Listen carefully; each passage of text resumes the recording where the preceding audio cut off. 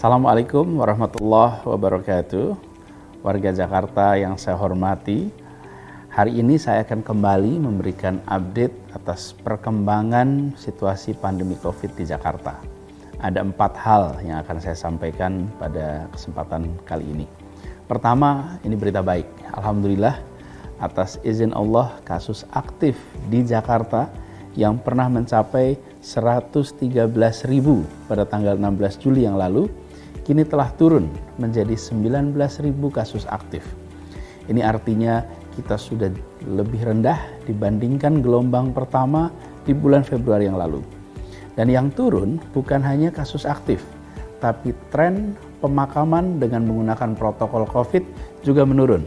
Saat ini sekitar 150, sesekali sampai 200 pemakaman protokol COVID per hari.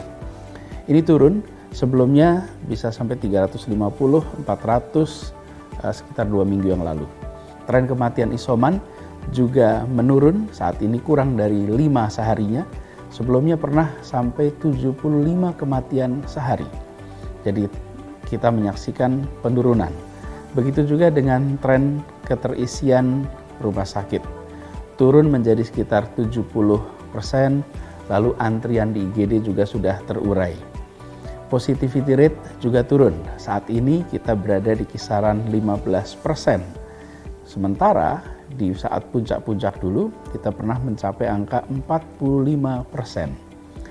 Ini semua adalah hasil usaha begitu banyak pihak, termasuk kita semua, seluruh masyarakat yang mengurangi mobilitas, menjaga protokol kesehatan dengan amat ketat selama masa PPKM darurat kali ini.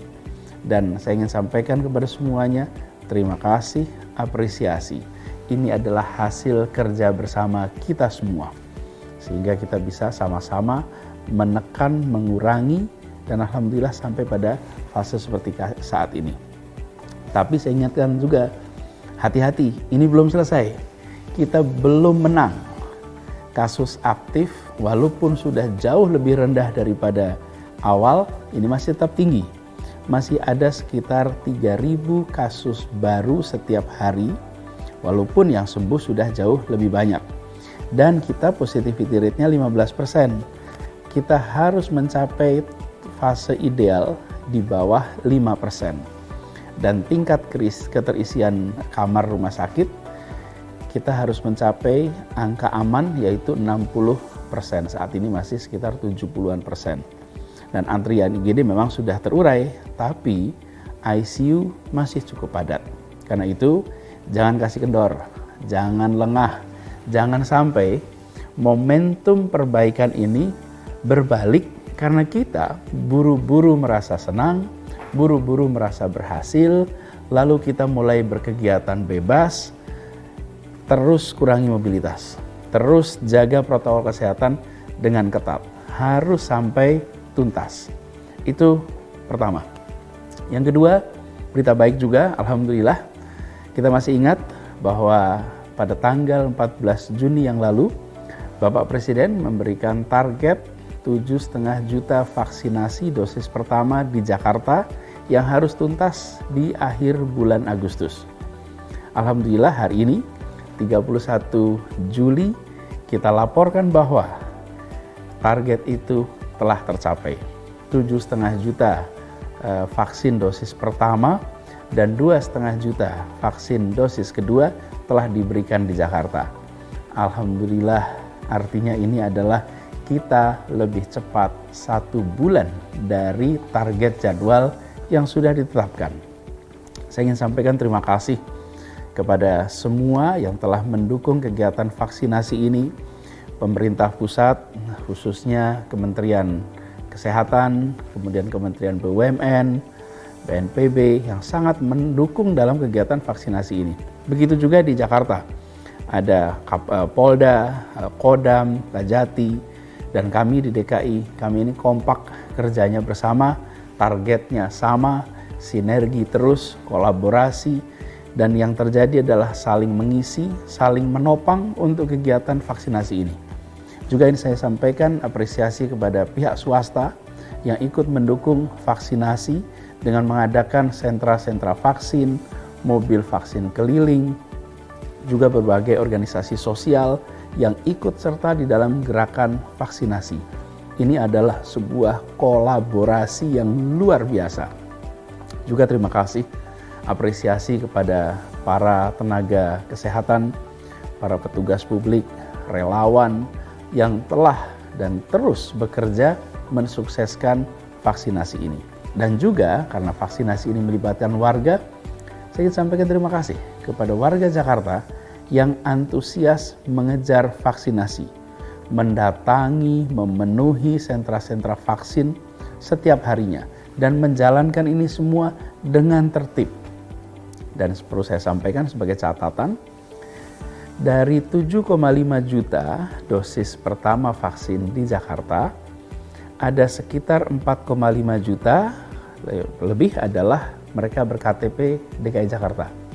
Lalu sisanya sekitar 3 juta adalah warga dengan KTP non-Jakarta. Yang terbanyak tentu yang dari sekitar Jakarta. Misalnya ada sekitar 1,3 juta warga ber-KTP Jawa Barat dan ada sekitar 500.000 warga ber-KTP Banten yang juga divaksin di Jakarta. Namun memang bagian terbesar dari warga ber-KTP non-DKI Jakarta yang divaksin di Jakarta adalah petugas publik yang bekerja di sini. Mereka jumlahnya 1,6 juta orang. Jadi cukup banyak petugas publik yang bekerja di Jakarta, tapi mereka memiliki KTP luar Jakarta. Lalu sisanya adalah warga ber-KTP luar Jakarta, tapi berdomisili di Jakarta atau bekerja di Jakarta atau bersekolah di Jakarta. Atau memang tinggal di sekitar Jakarta tapi ikut vaksin di tempat ini karena kami tidak membatasi domisili penerima. Jadi ada 4, ber-KTP Jakarta, lalu bekerja di Jakarta, atau berdomisili di Jakarta, atau bersekolah, belajar, kuliah di Jakarta. 4 komponen ini yang kemudian selama ini mendapatkan vaksin. Nah, kita tahu bahwa herd immunity di kota yang sangat terbuka seperti Jakarta ini tidak akan tercapai bila yang divaksin hanya warga ber-KTP DKI saja. Jadi mobilitas yang tinggi, keterbukaan mengharuskan kita memvaksin siapa saja yang beraktivitas di tempat ini. Jadi kira-kira begini, selama Anda manusia, Anda sehat, tidak ada catatan larangan dari dokter, bisa vaksin di Jakarta. Jadi walaupun sudah 7,5 juta vaksin diberikan di Jakarta, tapi masih banyak warga ber-KTP DKI Jakarta yang belum vaksin. Dan kita akan terus kerja dan akan kerja cepat memastikan bahwa seluruh warga yang tinggal dan berkegiatan di Jakarta itu divaksin. Jadi walaupun target 7,5 juta itu sudah tercapai, tapi kita tidak akan berhenti di titik ini. Kita akan teruskan. Itu kedua soal vaksin. Yang ketiga masih ada hubungan dengan vaksin, karena kita telah begitu banyak melakukan vaksinasi warga yang mendapatkan dosis pertama dan dosis kedua, maka kita sudah bisa lihat data-data efek dari vaksinasi yang ada di masyarakat. Kenyataannya, vaksin amat mengurangi risiko keparahan dan risiko kematian. Dari 4,2 juta orang ber-KTP DKI Jakarta yang sudah divaksin minimal dosis pertama, hanya 2,3% yang tetap terinfeksi. Angkanya kecil sekali. Dan sebagian besar dari mereka yang terinfeksi ini, yang 2,3% itu, mereka tidak bergejala atau bergejala ringan. Dari 4,2 juta orang yang tadi sudah divaksin ber-KTP DKI, hanya 0,013% yang meninggal sesudah terpapar COVID. Atau kira-kira 13/100.000 penduduk. Itu yang meninggal. Kalau kita lihat dibandingkan dengan yang belum vaksin, yang sudah divaksin, itu case fatality rate-nya atau tingkat kematian kasusnya menurun sampai kurang dari 1/3 dibandingkan mereka yang belum vaksin.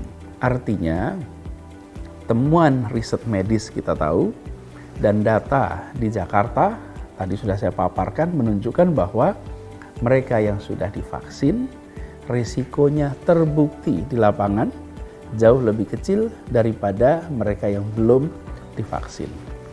Tapi jangan kita kemudian salah mengartikan. Kita tidak boleh menganggap bahwa kematian itu sekedar angka statistik. Di balik setiap kematian ada keluarga, ada saudara, teman yang kehilangan orang-orang dicintai, dan bahkan kehilangan orang-orang yang diandalkan untuk menopang kehidupan keluarga.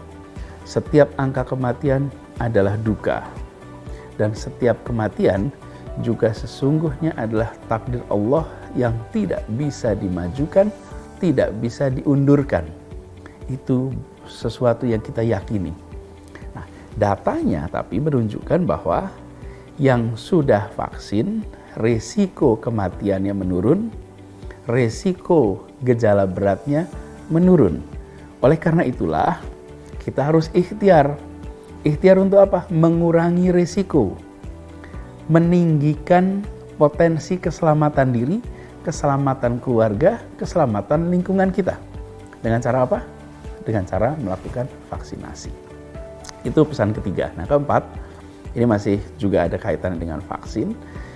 Dengan melihat data-data tadi dan dengan melihat kenyataan bahwa di Jakarta kecepatan pemberian vaksin cukup tinggi dan jangkauan yang sudah tervaksin sudah sampai 7,5 juta, maka kami memutuskan vaksin menjadi bagian dari tahapan untuk kegiatan di masyarakat, baik kegiatan ekonomi, keagamaan, sosial, budaya di Jakarta.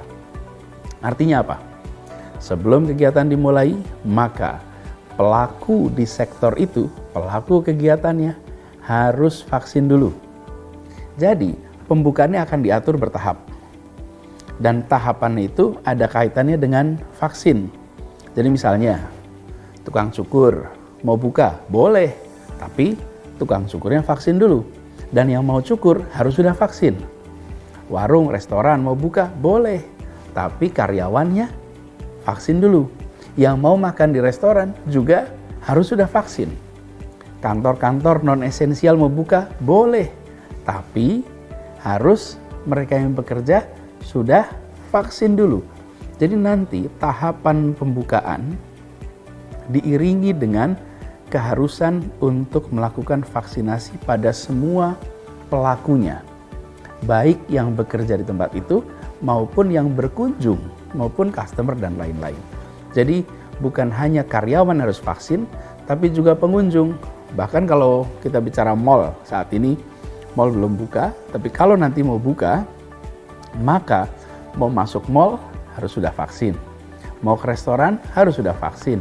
Yang menyelenggarakan mall juga harus vaksin.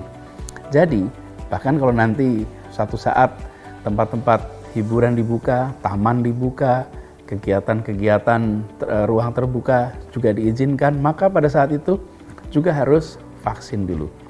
Nah, bagaimana caranya untuk bisa memeriksa? Ada banyak cara, tapi salah satunya dengan gunakan aplikasi Jaki. Dengan aplikasi ini langsung terlihat apakah Anda sudah divaksin, apakah sudah divaksin 1 kali, apakah sudah divaksin 2 kali, apakah Anda belum vaksin, itu langsung terlihat. Ada juga menggunakan SMS dari Peduli Lindungi sebagai bukti vaksinasi. Juga ada sertifikat digital dari Kementerian Kesehatan. Jadi banyak alat yang bisa digunakan untuk menunjukkan status vaksinasinya. Lalu mungkin ada pertanyaan begini, bagaimana dengan kita-kita yang baru sembuh dari COVID? Belum bisa ikut vaksin, tapi sudah sembuh dari COVID. Nah, yang seperti ini nanti akan ada ketentuan, silahkan bawa surat dari fasilitas kesehatan membuktikan bahwa penyintas COVID. Kemudian juga ada mungkin kelompok yang belum bisa vaksin karena kondisi kesehatan tertentu. Sederhana, siapkan keterangan dokter dari fasilitas kesehatan itu sebagai buktinya. Jadi kita bisa atur berbagai pengecualian, tapi arahnya tetap sama, bahwa vaksin sebagai salah satu syarat untuk dimulainya berbagai kegiatan publik di Jakarta. Apakah nanti bisa bohong, memalsukan bukti? Ya tentu akan ada banyak cara. Tapi daripada repot-repot menghindari vaksin, kalau sudah jelas vaksin itu aman, sudah jelas vaksin itu menurunkan risiko kematian, dan dapat vaksin itu mudah, gratis, dan lama-lama makin banyak orang yang akan divaksin, maka justru membahayakan diri sendiri kalau kita terus-menerus menghindari vaksin. Jadi mengapa kewajiban vaksin itu juga ada? Sebelum kegiatan dimulai, sederhana, karena potensi penularan tetap ada dan kita ingin melindungi. Artinya kalau ada kegiatan dan tetap tertular, insya Allah resikonya kecil untuk terjadi kasus berat, apalagi pemberatan, apalagi pada fatalitas. Karena itu saya ingin mengajak kepada semua, bagi yang belum vaksin, yuk segerakan. Daftarkan lewat aplikasi Jaki, atau kalau mau lebih sederhana juga silahkan langsung datang ke fasilitas kesehatan terdekat.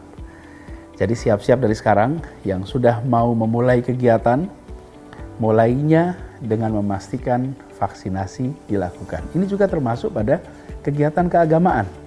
Banyak sekali kegiatan keagamaan yang ingin diselenggarakan, mulailah bersiap dari sekarang, penyelenggaranya maupun pesertanya semua untuk lakukan vaksinasi. Dengan cara begitu, insya Allah kita bisa sama-sama menekan potensi perburukan atau potensi fatalitas. Nah, yang terakhir, ini kita sekarang masih berada di dalam PPKM level 4. Artinya jangan menganggap ini sudah bebas. Walau kondisi sekarang sudah jauh membaik dibandingkan beberapa minggu yang lalu, tapi tetap kurangi mobilitas, terus jaga protokol kesehatan, terus saling jaga, terus saling bantu. Terakhir, selamat berakhir pekan. Sebisanya kita di rumah saja. Dan izinkan saya menyampaikan salam hangat, salam hormat untuk seluruh keluarga. Semoga Allah Subhanahu wa Ta'ala merahmati kota Jakarta dan melindungi kita semua. Assalamualaikum warahmatullahi wabarakatuh.